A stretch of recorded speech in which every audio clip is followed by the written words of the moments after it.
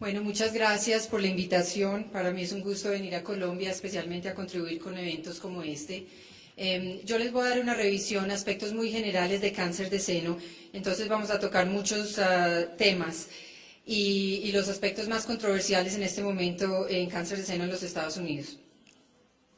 Estos son algunos de los temas que vamos a cubrir. ¿Cuál es el problema? Tamizaje, prevención, diagnóstico, algunos de los temas de cirugía, radiación, la terapia sistémica, enfermedad avanzada, perfil genómico, calidad de vida, los componentes de un programa de cáncer de seno.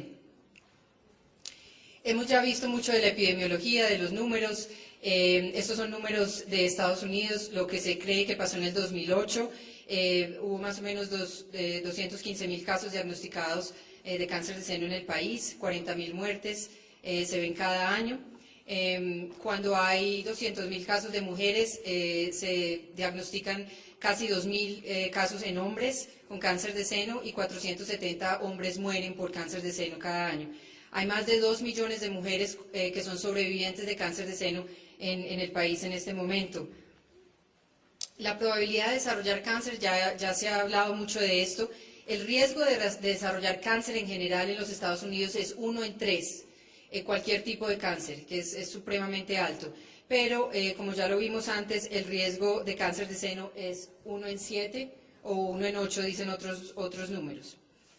En cuanto a casos en Estados Unidos, el más común es el cáncer de seno, que es el 26% de los cánceres de mujeres, y el segundo es el cáncer de pulmón, que es supremamente distinto a lo que se ve aquí en Colombia, que más que todo es cuello uterino y estómago, pero en Estados Unidos sigue siendo seno.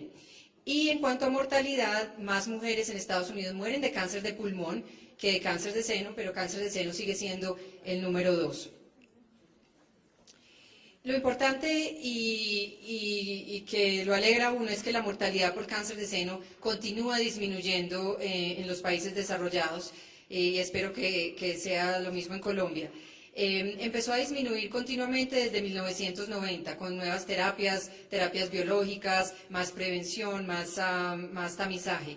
La incidencia disminuyó en un 6% entre el 2002 y el 2003, se estabilizó más en el 2004. Hay reportes de que cuando se paró de dar la terapia hormonal, de reemplazo hormonal en muchas mujeres, también hubo una disminución significativa de cáncer de seno. Cuando el cáncer se diagnostica temprano, la sobrevida es muy alta. Entonces, eso es lo más importante y tal vez el mensaje del diagnóstico temprano hace que la sobrevida a 5 años sea más del 95%. Y solamente 6% de pacientes tienen enfermedad avanzada, metástasis, en el momento de diagnóstico, que veo que los números que mostraron de Colombia es un 10% de mujeres se diagnostican con metástasis, entonces están relativamente cercanos los números. Voy a hablar un poquito de los factores de riesgo, aunque ya el doctor Erazo los cubrió el tema en una presentación excelente. Pero vamos a ver qué es lo que hace que esa mujer empiece con un tejido normal a pasar un carcinoma in situ, a un carcinoma invasivo y después a metástasis, qué es lo que hace todos los procesos que me llevan hasta cáncer. Se ha hablado mucho del riesgo, de lo que genera, de la ansiedad de la paciente, y es muy interesante ver lo que la paciente o la mujer cree que es su riesgo de cáncer de seno. Y aquí está lo que es la percepción del riesgo. 40%, las mujeres creen que en el 40% de los casos va a ser cáncer de seno, cuando en realidad el riesgo actual de cáncer de seno es solamente un 4%. Entonces nos preocupamos más de lo que realmente el riesgo es, pero de todas maneras es importante preocuparnos hasta cierto punto para que haya más detección temprana y más tamizaje. De todas maneras, lo que más mujeres mata en el mundo es la enfermedad de corazón, más que cáncer de seno. Entonces hay muchos factores de riesgo y esto es un resumen: edad y sexo, raza, las enfermedades benignas del seno, diagnóstico previo de cáncer de seno, estilo de vida y dieta, se ha hablado ya mucho de eso, los factores hormonales, la historia familiar, los factores genéticos, radiación, mujeres que tuvieron linfoma y recibieron radiación al pecho, historia de radiación previa, factores del medio ambiente. Y vamos a discutir algunos de ellos porque unos son más importantes que otros. Entonces, ¿qué se define como alto riesgo? Hay pacientes que son de muy alto riesgo, hay pacientes que tienen alto riesgo y otras que tienen un riesgo promedio. Las pacientes que tienen muy alto riesgo son las mujeres que tienen mutaciones genéticas, como ya se ha discutido del BRCA1, BRCA2 o otros genes, un diagnóstico previo de carcinoma lobular in situ o de carcinoma ductal in situ. Esas son las mujeres que más riesgo tienen de desarrollar cáncer de seno.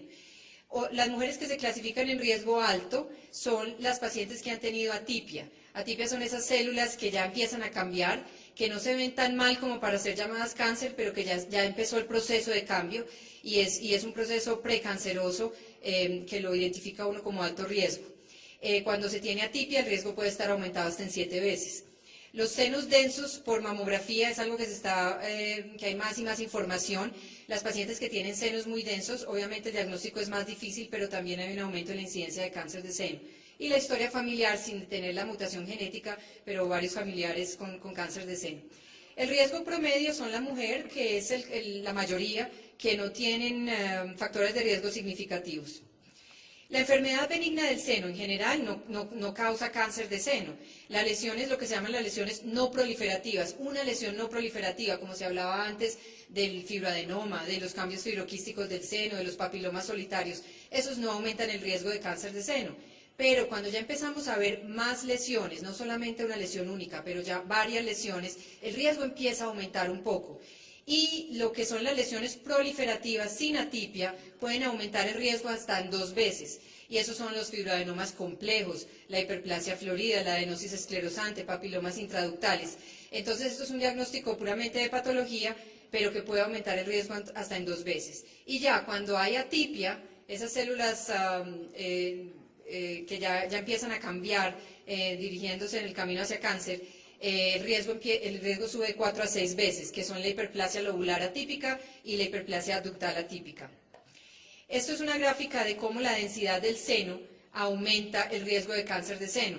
Entonces vemos aquí la primera, sí proyecta bien, la primera es un seno con mucha grasa y el riesgo relativo está en 1. Pero cuando vemos que el seno empieza a aumentar en densidad, por ejemplo, esto es un seno supremamente denso, más del 75% del seno es denso, el riesgo de cáncer de seno puede aumentar hasta en 5 veces. Entonces, esto es algo que le estamos poniendo atención y que los radiólogos están reportando qué tanta densidad en el seno hay para saber si ese paciente se clasifica en alto riesgo o riesgo moderado. Hay muchos modelos para predecir el riesgo de cáncer de seno. El doctor Erazo habló del modelo del Gale y de otros modelos. Entonces, cuando una paciente llega a mi institución con hacerse una mamografía, el primer paso que se hace es hacer un modelo de Gale, como les explicó el doctor Erazo. Se hace el modelo de Gale y con ese paso muy preliminar se dice que si el riesgo está aumentado o no. Una vez esa paciente se identifica como que el riesgo puede que esté aumentado de acuerdo al Gale, se pasa a un programa de alto riesgo, y el programa de alto riesgo la va a ver una consejería genética y una consejera de alto riesgo, donde van a mirar otros modelos, no solamente el Gale, pero usamos mucho el Titer-Cuzick, que le dice a uno el riesgo de cáncer de seno en 5 años, en 10 años o de por vida. Y esas pacientes ya se evalúan de una manera distinta. Se hace más tamizaje, se hacen estudios distintos.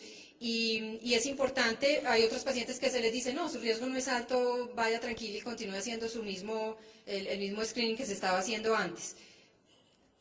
Hay factores de riesgo en hombre, que veo que había interés en las preguntas del público en cuanto al cáncer de seno en hombres. Uno de los factores de riesgo es el síndrome de Klinefelter. Klinefelter es el XXY, es un cromosoma X más. Hay otras patologías testiculares y hepáticas que pueden aumentar el riesgo de cáncer de seno en los hombres, la historia familiar de cáncer de seno y las mutaciones del BRCA, especialmente del BRCA2, son los factores principales que aumentan el riesgo en los hombres. Los genes más conocidos son el BRCA1 y el BRCA2, que es el que da el cáncer aumenta el riesgo de cáncer de seno y de ovario, pero hay otros cánceres que también son importantes de reconocer, como está el cáncer de páncreas y el melanoma, el cáncer gástrico. Entonces hay familias que vienen simplemente con cáncer de páncreas en toda la familia y que se les detectan mutaciones del BRCA2 en general.